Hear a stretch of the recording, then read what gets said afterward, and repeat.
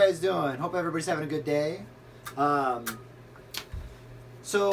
been seeing a lot of people talk, ask questions about like the best way to learn modes and things of this nature. And I think as guitar players, we tend to get caught up a lot in scales and shapes and things like this. I personally think that the best way to approach learning your modes is to learn the color of that said mode.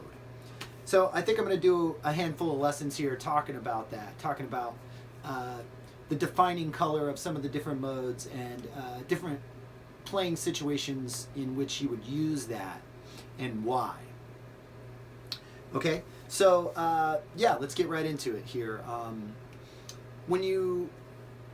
Most guitar players, once they start to become intermediate and start working their way to a more advanced level, it becomes a pressing matter to learn all of your modes. And I feel like people put too much weight on that, because really at the end of the day, modes are all fine and good, but they're really just the colors of the chords that are happening underneath it. So no mode is really going to make it's not going to sound like any mode or any other mode unless it has the right chords underneath it, okay? So what do I mean by that? Well, some of you may know this, and if you are in the process of learning your modes, you may have seen several different diagrams floating around talking about, different formulas. Like if you're in A Dorian, you want to play your G major scale, and all that stuff is true. But the problem with that way of thinking is that if I'm playing my G major scale, but really I'm in A Dorian, I'm still playing G major.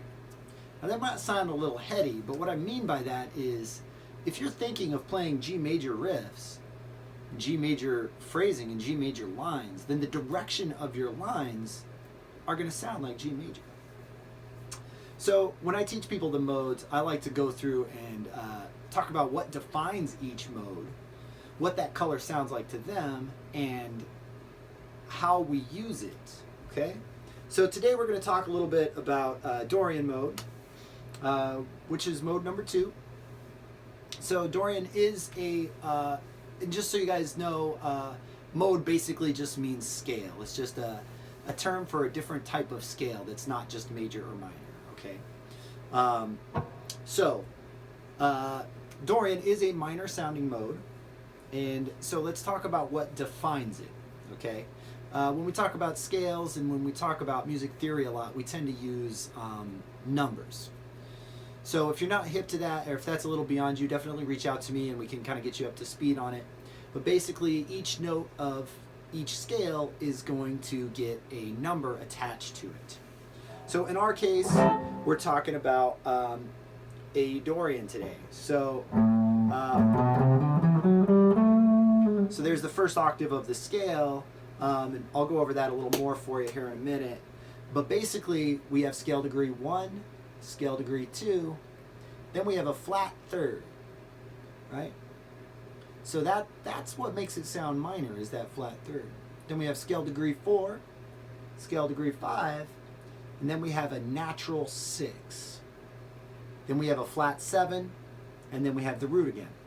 So when I say flat third, that is referencing it to a major scale. In a major scale, your third scale degree is what we refer to as a major third or a natural 3.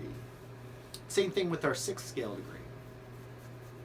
In a major scale, your 6th scale degree is what's referred to as natural, or your major 6th. Now that's all that information is music theory info that we can go over. If you'd like to, you can reach out to me at thomasonmusic.contact @gmail.com. But today, for our purposes, we're going to talk about this Dorian mode. So we have that flat 3, so that makes it sound minor. These are the defining elements of that mode. We have that natural 6, which really, that is the one that makes it sound like Dorian. That is the one note that makes it different from just a normal natural minor scale. Your natural minor scale, flat 3, flat 6, flat 7. Those are the notes that are altered from your major scale. So, in order for us to really play and make the sound and create the colors that the Dorian mode makes, we have to highlight those notes that are changed. So it's not just blowing through our scale, right? Sure, the notes in A Dorian are the same notes that are in your G major scale. However, if I'm playing G major, a lot of my phrases are instinctually going to end on B and, probably D, and a lot of them ending on G. And sure, all those notes sound fine over our A Dorian groove, but if I'm really trying to highlight Dorian, I want to be playing a lot of F sharp and a lot of C. And some B is good too, because that's our ninth scale. B works in both cases. So what I want to encourage you guys to do as you go through to learn this scale here and learn this mode is what I call note meditation. Okay, so what we do here is I have a loop set up that's just A minor to a D major chord. Okay, that is a very common progression that absolutely calls for Dorian mode. The reason for that is because if we were in A natural minor and we played our A minor chord, our 4 chord would be a D minor chord. But when we make that D chord a D major chord, we change our F note from an F natural up to an F sharp. F is the 3rd degree of that D chord. That 3rd degree is what defines it as being major or minor. When it's a flat 3rd, then it is a minor chord, and when it is a major 3rd, then it is a major chord. That is relating back to the D note. So when we have A minor going down to our D major, we have raised what is our F sharp from F to F sharp. That is the note that defines Dorian. Okay? You hear this in Santana songs, you hear it a lot in kind of Latin groove music, and even a lot of kind of modern pop music, you'll hear this kind of groove. But basically, anytime you're in a minor key and the 4 chord is a major chord, Dorian is the ticket because of that natural 6 there. Okay? So I have this little, back to our note meditation here. I have this A minor to D major loop set up here. I'm going to pull that in just a little bit. And now, what I'm going to do is I'm just going to play through the scale. I'm going to play in a higher octave so that we can hear the notes real clearly. I'm going to sit on each note for a little while, and I'm going to think about how that note feels to me and what it sounds like to me. Is it consonant or is it dissonant? Does it sound like a certain color or a certain mood? Right? So I'm going to start with the A. Again, we're in A Dorian. So that's my A note. That sounds very consonant, very round, very full. Now I'm going to go up to my B note, which is the 2nd of that scale. So that sounds like I'm going somewhere. It's a little more open and introspective. Now I'm going to go to my 3rd. Sounds very similar to the 2nd. A little bit moody, but still more consonant than the 2nd was. So again, here's my 2nd. Now my 3rd. So the 3rd definitely sounds like I'm at home, right?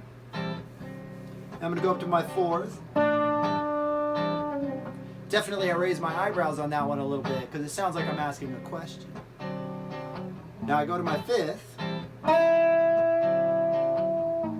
Sounds good and almost happy, even though we're in a minor key.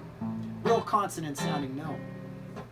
Now, we're going to play our natural 6 scale degree up against this, and we're going to sit with it and just try to recognize how it makes us feel.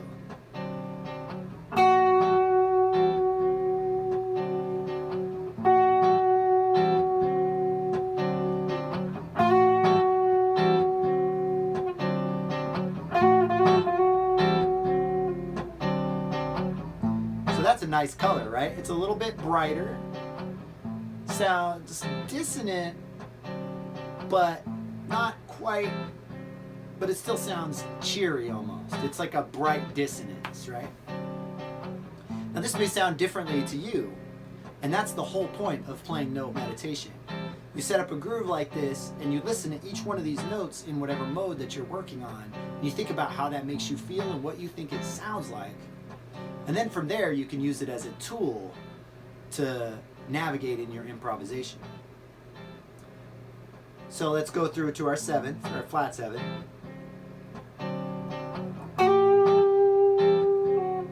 It sounds kind of bright.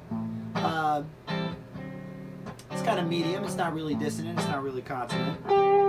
Sounds like it's going somewhere though. Then we're back to our root, and we have our consonants again.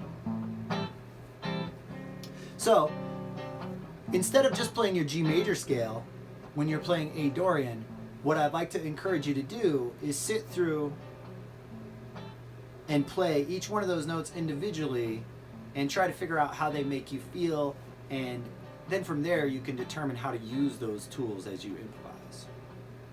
So I hope you guys sort of gained a little bit of information on this lesson here. Just walking you through the Dorian mode there a little bit, and best practices as to how to really play Dorian mode rather than just playing a scale shape. If you have questions about this, I know this lesson was a little more theory heavy than a lot of them have been. If that's something you're interested in, definitely reach out to me. You can reach me at thomasonmusic.contact@gmail.com. Thanks so much.